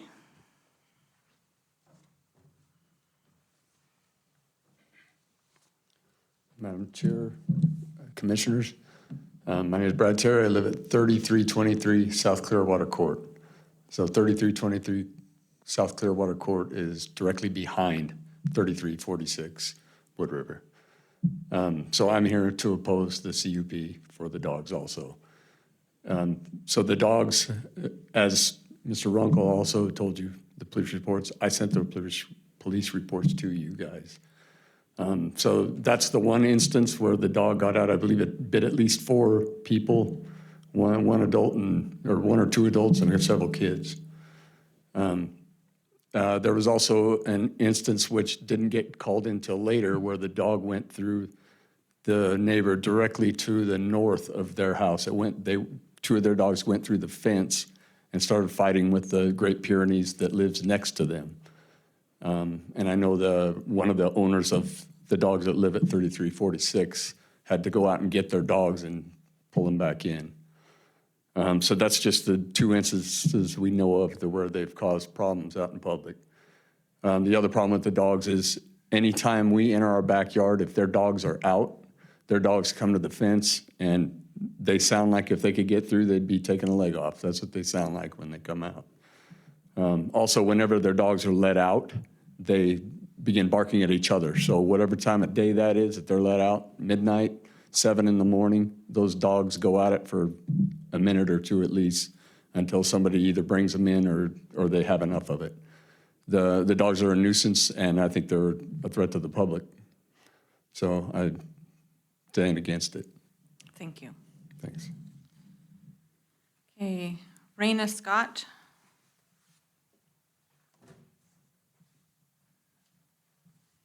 Hi, everybody. My name is Raina Scott. I live at 3323 South Clearwater Court in Nampa. You just heard from my husband. I'm here to oppose this application as well for all of the reasons stated by the 2 prior speakers. For me, like Brad said, we share the fence line. We haven't been able to use our backyard for as long as the applicant has been living there because the dog, it doesn't take anything to trigger the dogs. I could cough in my upstairs bedroom and the dogs are at the fence barking and going at it. I view this from my bedroom window and I see how vicious and violent the dogs are. They're scary. We have a lot of small kids in the neighborhood. I have a granddaughter. They've already broke through the fence to the neighbor, and the unpredictability and lack of being able to control these animals, it's just very scary to live there. So for those reasons and everything that everybody else said, I would just ask for compassion on this situation and not grant this petition. Thank you. Thank you. Okay, Sherry Ann Runkle, you don't want to speak, but you want to be on the record as opposed. Okay, and then we have Aaron Bevan, also that wants to go on the record as against, but doesn't want to speak. Okay. Is there anybody else present that would like to speak for, against, or undecided? Come on up.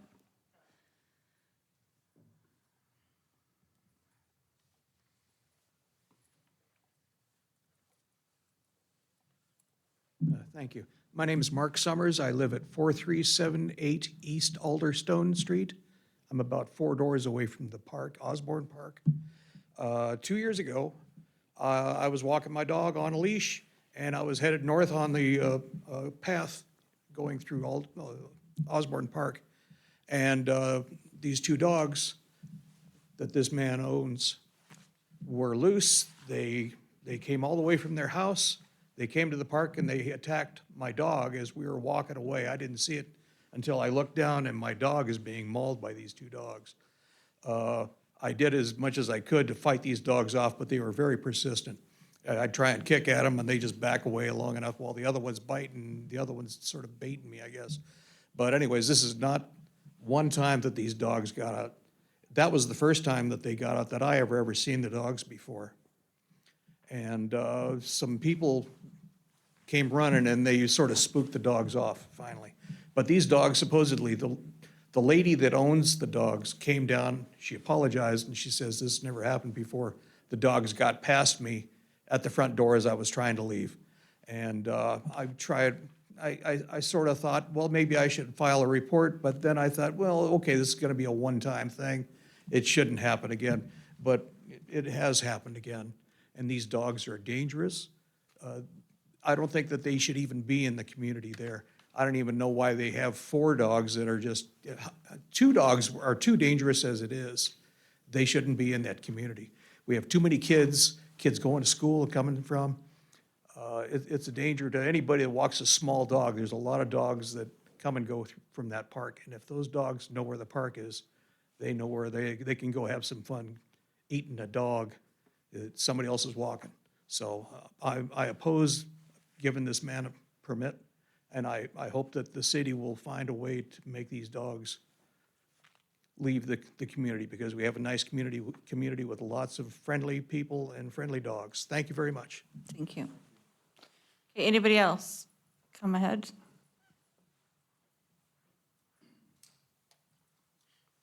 My name is Tim Dyke. Live a couple doors down from Mark, 4322 East Alderstone. We live on the entrance to Osborne Park, so we know all the dog owners and all the dogs from our neighborhood. They all pass by our house. Very friendly dogs, very friendly people. We love the neighborhood. I can only speak, I'm sorry for the situation with the house. I have not realized what you guys put up with, but I remember the dogs running by at full speed going, what is that? You know, going by this driveway or the parkway and just going, who's in charge, you know? And then we didn't actually see the biting of anything, but it was just terrifying to see a dog that size and acting vicious to go freely down there. So again, just want to add, I oppose having 4 dogs. We'd all oppose having 2 dogs at this point. Thank you. Anybody else? Okay, come on up.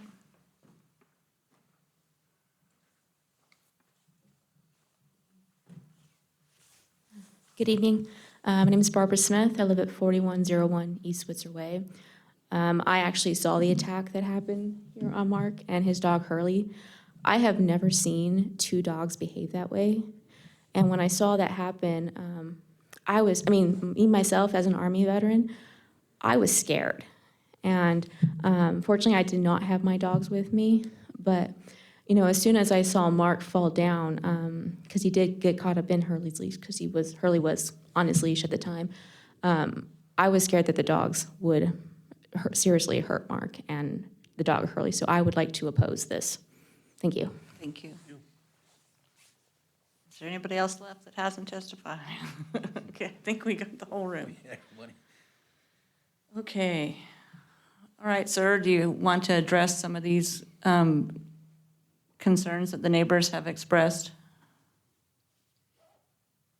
Well, first of all, I want to apologize to anybody who came in contact with them the day they got out. That was a very sad day for everybody, for the community and for us as well. And, you know, as far as the restitution and the court papers, I just received a new copy of the the court order, made the first payment on it about a week ago. So the gentleman will get reimbursed for his medical bill shortly. As far as the neighbors behind us, with all honesty, we try to make sure as soon as the dogs bark more than 1 or 2 times, we bring them all in, try to respect them. They are out there with a air horn, blowing it at, they never really blow it at our dogs. They blow it at, there's other dogs in the neighborhood who bark, and their owner let them outside, leave them outside for a long period of time, going on and on and on. I hear it too. I can imagine somebody who doesn't own dogs or like dogs, it can be a nuisance. We try our very best. As soon as they start barking, we bring them in.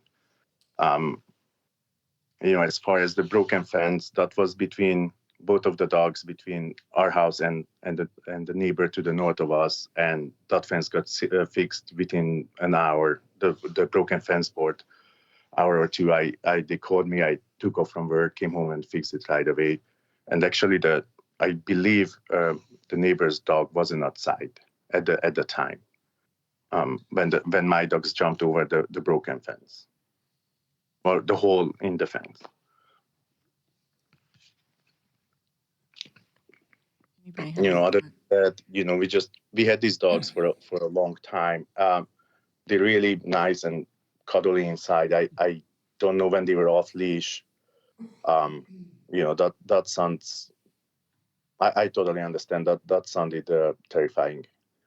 The stories everybody told, and as far as walking them late, I mean, I walk them late. I don't have a normal 9 to 5 schedule. I walk them after work, sometimes 8, 9, 10 o'clock at night. It's very rare that later than that. And it's for no other reason, just that's when I get off of work. Mr. Platson, I discussed this with Officer Lincoln as well. She brought it up to me that they were saying that I walked them purposely late at night. That's not the reason. It just, that's how my schedule works. Mr. Platson, I've got a couple questions for you. Yes, sir. You said you recently bought the house, so back in...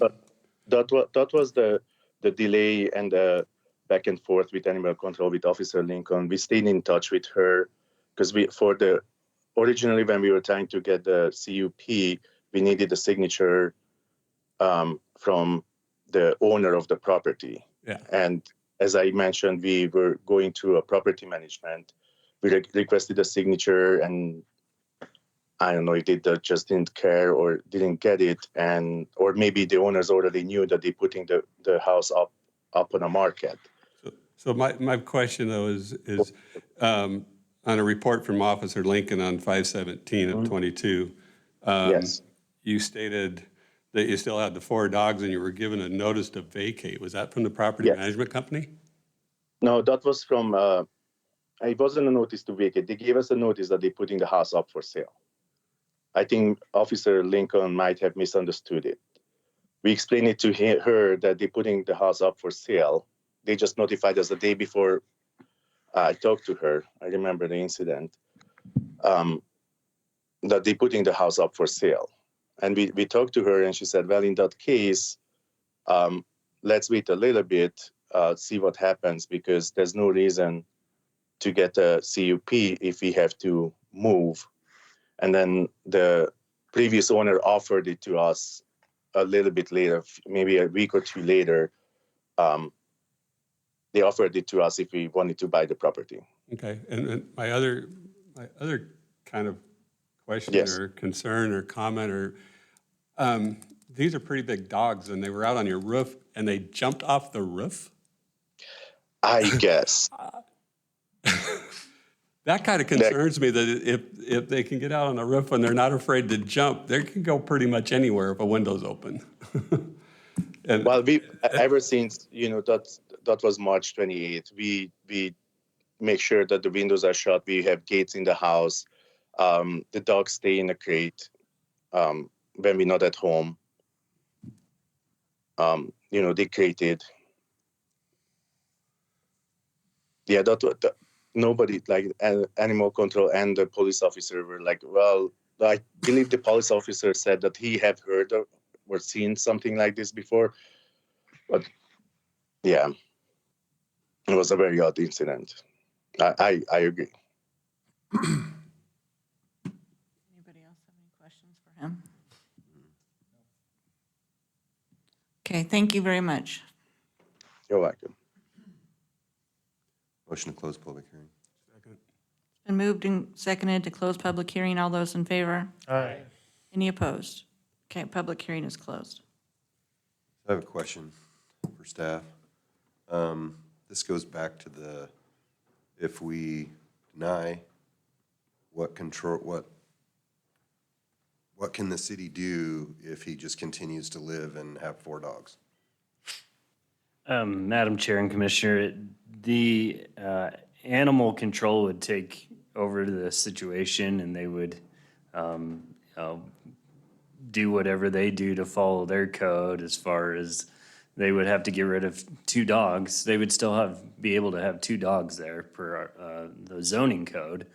But they would, animal control would assess the situation as far as, animals on the loose, animals at large, the care of the animals, as well as police would take care of, animals at large as well, vicious animals. But would it So take, but would it take something like that to trigger that visit? Or would we just deny and then animal control would go out to the house and? I could probably speak to that. Officer Lincoln is a very diligent officer, and she follows up as soon as an application for a CUP is approved or denied. She follows up with us on a consistent basis until she takes care of the issue. This is really concerning to me. Me too. Me too. I got kids that go and play in Osborne Park, and I know a lot of kids that go play in Osborne Park. This just, it frightens me. And there's obviously a pattern here. And I'm sorry that you may not be able to keep the 4 dogs. I'm still worried about the 2 dogs that are gonna be there, but that could be a police action or a police issue in the future. But I am not for this at all because of the history and the pattern of these dogs and the incidences that have happened. That's just, no, it's a no-brainer for me. I think the responsibility falls on us to do what we can. Absolutely. And that's what we can do is gosh. just deny. Neighbors should not have to live in their neighborhood in fear and not be allowed to, or be able to use their backyards because they're afraid the dogs are coming through. And if you've got dogs that are 100-plus pounds that are not afraid to jump off a roof, they're not afraid to pretty much go anywhere, I wouldn't think. Well, like everybody says, these are usually pretty easy, and I think this is pretty easy as well. Yep. Just because of circumstance. So I'm also against this, but I just want to throw this out there. Is there any advantage to approving this so we can apply conditions to it, or? No. No, I don't think so. Okay. Just throwing that No, out. because if The something ever conditions are happened, already there, Yeah. and they're not being met. So, It was one of those deals where if the city didn't have power to do it unless we You're right. approved, then that's why I asked the question. They already have But the if they already have and they're on top of it, then I feel a lot better with a denial because it will get taken care And of. I think it kind of goes even overboard because we're not just talking about a barking nuisance. We're talking about a of course. danger. the a risk pictures, to the public. pictures in here, I Did mean, you see the pictures of the pictures. got bit?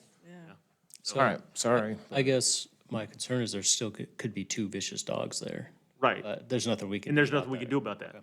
We do our part to limit what they can do. And then animal Then it control. becomes animal control or a Correct. police matter. Who wants to make? Well, no further discussion, I'll make the. I'll make it. I was the one that All right, was go opposed to ahead. this from the beginning. got I'll it. make it.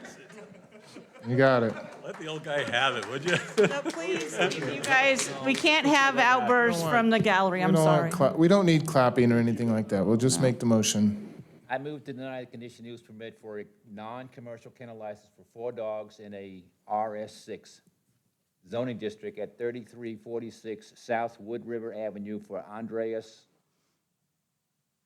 Lastern, whatever, and adopt the potential findings of denial as listed in the staff report. Do we need to articulate what those findings are, or because they're in the staff report, that's the articulation? Got it. Do we have a second? Second. Okay, it's been moved and seconded to deny. All those in favor? Aye. Okay. This, it dies here. Yeah, you don't.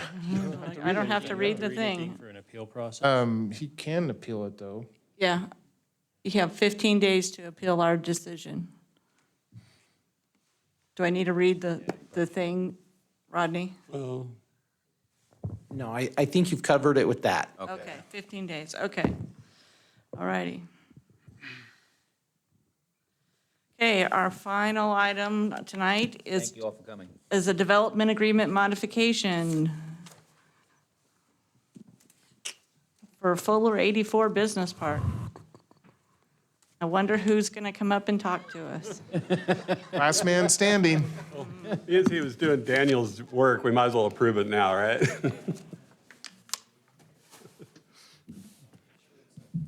Working? So you were saying Daniel's gonna present for him then? Daniel doing can Daniel's do job his earlier. job, and he was doing Daniel's job. Thank you, Madam Chair, Commissioners. Jeff Bauer, 601 West Bannock in Boise, here tonight on behalf of the applicant, Bow River Capital. Rodney emailed me today and told me not to talk too much, so I'm going to try to keep it short. You're the reason for the timer, then. Exactly. So we are here on one application tonight, pretty straightforward. We're asking for a development agreement modification. This is my one slide, and it's merely to kind of refamiliarize the commission with this project. So this is the Fuller 84 project. We were before this commission early 2021 asking for a rezone from GB1 to IP Industrial Park. This commission recommended approval of that rezone with a couple conditions. At issue tonight, those conditions were, I believe it was Commissioner Kehoe said, no truck or bus parking, no petroleum storage, and no manufacturer or mobile home park uses allowed. So that recommendation went on to City Council, and the rezone was approved, and a development agreement was recorded. In July or August of this year, I got a call from Parker who said, hey, we're looking at some amendments to the allowed uses in the IP zone, and we want to figure out a way to make sure that those don't affect what we kind of view this as an ongoing grandfathered project. And so what we decided is that we would amend the development agreement to basically include the table of land uses in the code that existed when the project was approved, to sort of fix in time the uses that are allowed in this project. And that's basically all I'm here to ask for tonight. So we aren't asking for any changes to the project. We're really asking for the project to continue on as approved and not be subjected to the new table of allowed uses. And candidly, you know, when we filed this application, we didn't know what those changes would be. Now we do, and they aren't very material, but you know, we had our application in process, and I think it does make a lot of sense for the development to continue on with the uses that were allowed. It is a spec project, so we have users coming in, and I'm happy to answer more questions about those users or the development period, but I'm not necessarily sure they're relevant. And so I'd stand for any questions that you have. Pass it over to Rodney. All right, we'll hear from Rodney. I don't think we have any questions. It just seems like the table that you're asking to be added to the development agreement is essentially what would effectively grandfather you in. Madam Chair, Commissioner Kirkman, that's correct. So instead of us being a non-conforming grandfathered use, we would just be allowed. That's right. Got it. Thank you. All right, Rodney. Don't talk too much. Yep. Practice what you preach. Madam Chair and Commissioners, the application is before you on the screen. I think we've done a really good job already of describing the situation. There's kind of a little bit of history. Staff recommends approval. We recommended it, that they do this in the first place to just kind of lock in place those uses. There's the specific history that's in your staff report. Here are the land uses. I highlighted the ones that are being removed because of the decision by city council and your recommendation. The one thing that I didn't include in your staff report is a request to lock in place the setbacks. There's really, from a staff perspective, there's not a concern about this because the buildings are already being built. It currently complies with our current standards for setbacks. They're just saying, we just want to make sure that this, in the future, nobody questions that those setbacks. But what if they were to come back later and want to divide that into separate lots? Good question. Yeah, there's a lot of room between these buildings. So here are the standards that are currently in our code right now. He's just asking for those to be continued if we made changes. Okay. And so I added that as one of the recommended conditions of approval. And then because of that additional dimensional standards, I modified the language a little bit and I tried to simplify it. So if you approve this, I'd recommend that you read what's highlighted in yellow there. Okay. So rendering plants will now be allowed in this use, right? Okay, we'll go to public hearing. Is there anybody here that would like to speak for, against, or undecided?